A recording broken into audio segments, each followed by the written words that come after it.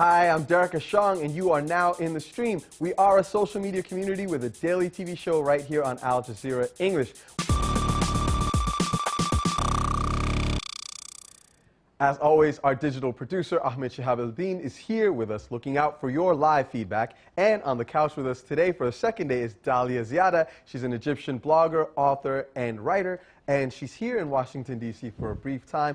Dalia, tell us a little bit about the difference between what you've been hearing from people in D.C. about the revolution in Egypt and what are the aspirations of people back home. I had the pleasure in this visit to meet with several officials here and also several NGOs, and I came up with the sense that people here are perceiving Egypt or the future of Egypt in a very wrong way. They are expecting Egypt to end up either in the hands of the Muslim Brotherhood, which is a radical or Islamist political group, or in the hands of the military. And thus, they want again to repeat the same mistakes because they are afraid of or scared from the Muslim Brotherhood to go and support the military, which is something actually we don't want to see happening again. Well, it seems like they're choosing security over democracy. The word that I hear from them all the time, the devil we know is better than the devil we don't know. I started to hate it, really, you know. That's not true. There is... Yeah. The world is not about devils. There are angels there in the streets, yes, fighting for democracy, fighting for freedom. Those are the ones that everyone in the world should be supporting to rebuild Egypt. Ahmed, you grew up in Egypt. What do you think? Yeah, you know, to be honest, when you said the devil that we know is better than the one we don't know, it just made me think of Libya, actually, because we saw that, you know, the U.S. government is funding, giving arms to people on the ground that they are not entirely necessarily sure of who they are. So it's just made me think of that. Yeah, well, I mean, maybe sometime we'll get to a day when devils are not the only options. As always, we want to know what stories you're following, so definitely pitch us your story idea, send it to us in a brief video, and tweet it using the hashtag AJStream. All right, I'm Alexis Ohanian, co-founder of Reddit, presently the head of marketing at Hitmonk and chief swine defender at Breadpig, and I am in the stream. In Senegal, 85-year-old two-term President Abdoulaye Wade has attempted to extend his control in office by making amendments to the constitution. Citizens there have responded by taking to the streets of Dakar. Take a look at this video from protests just last Saturday, right there in the capital of Senegal. Now, one of the driving forces behind these protests is a youth movement that's known as Y'en a marre, or Enough is Enough. The group is protesting against power cuts, unemployment, and corruption. It's also been involved in getting young people to participate in the upcoming elections. The movement's leader is an activist and rapper named Omar Touré, who's also known as Tiat. He was detained earlier this week for making critical comments about President Wade. In addition to participating in recent protests, the music he makes is also politically charged. And I think it's worth taking a look. We've got a clip here, which you're going to have to read the subtitles, but it's worth doing so. This is Tiat.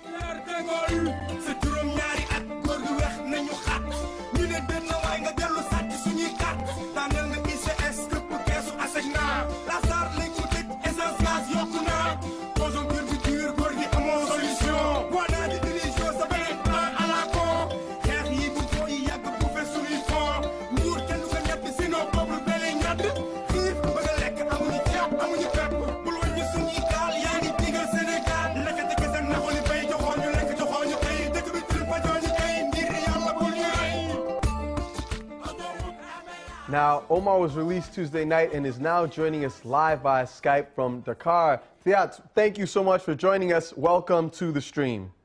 Thank you for you aussi. So tell us first, why were you arrested? Yes, I was arrested because of a speech I made on July 23rd during a meeting of the civil society. I said in this speech that the elderly person who tell lies is not a role model for our society. This is why I was arrested. Okay, and how is this something that is common for people for them to have that kind of response to this sort of protest? Yes, but I think right now in Senegal we have a new context, political context, because it's the first time we've seen or we see young people moving and try to understand what's going on in their country.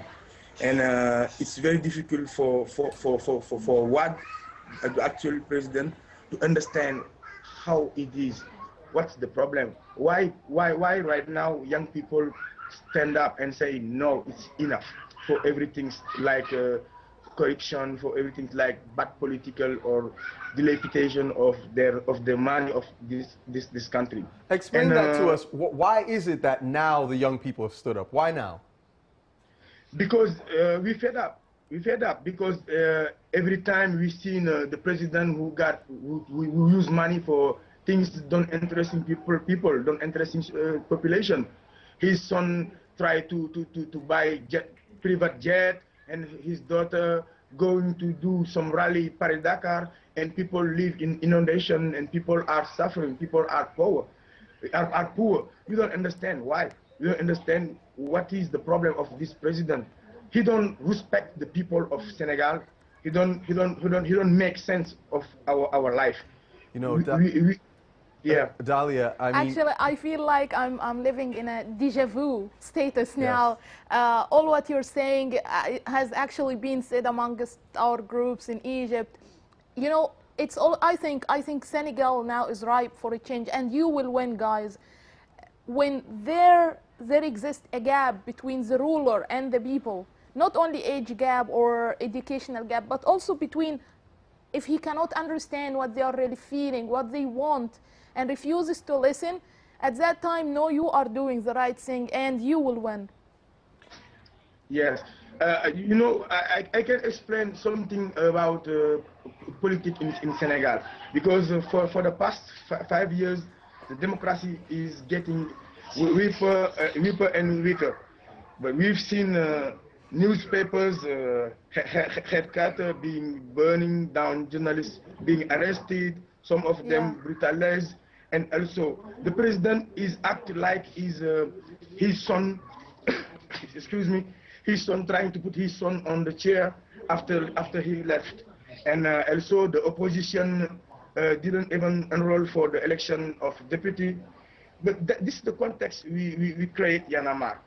Everything is bad in our country now. We have, yeah. I just want to ask you about that. You said you created Yanamar for this, and we see on Facebook there's almost 10,000 people who like the page, and we have a question coming in for you asking, what is the opposition like, if you could speak to it a bit, and does Yanamar support any other candidates? Yanamar don't have candidates because Yanamar is a movement, a political, like it's pacific and voluntary. It's just for engagement for people who want to change their mentality. Because now we initiate the NTS, the new type of Senegalese. We don't need politicians to change our mind. We don't need politicians to rule our society. We just need a new type of Senegalese people.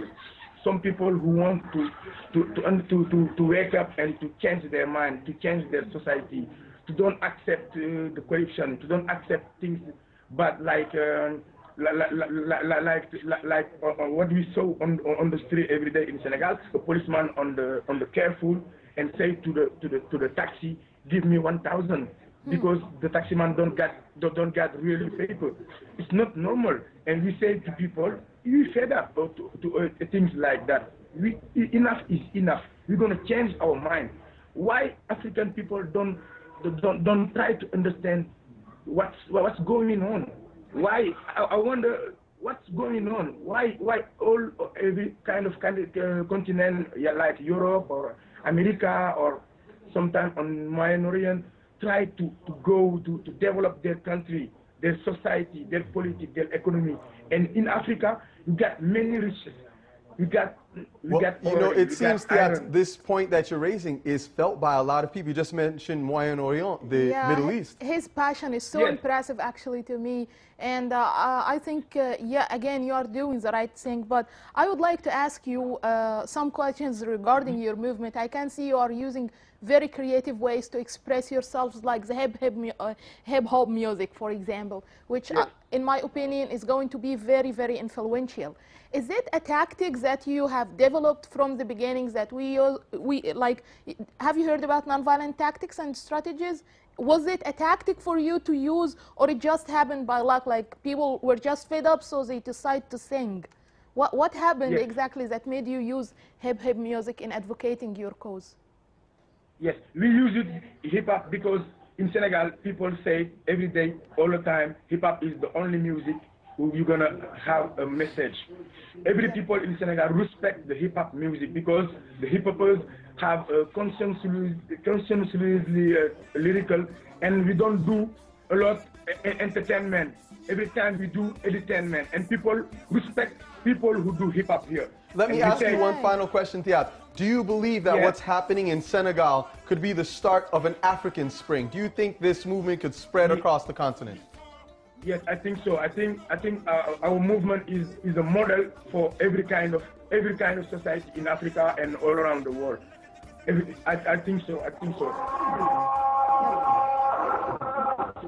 Thiat, thank you so much for joining us. We really appreciate it. We know your picture's a bit dark because it's nighttime there. We can hear the prayer call. We're going to give you, let you go now, but thank you. We're playing your video right now live on television so people can see what kind of artistry you make. Thank you. Thank you, the world. Thanks. It seems the sentiment is really, truly worldwide. That's great. That's giving me so much hope that there's still people in the world who understand really what they are doing, and they are willing really to change this world to the better. Absolutely. Well, if you want to read more about this particular story on Senegal, you can go to our website, stream.aljazira.com. You're going to find more pictures, commentary, and many, many more stories, as well as the video that we just played you.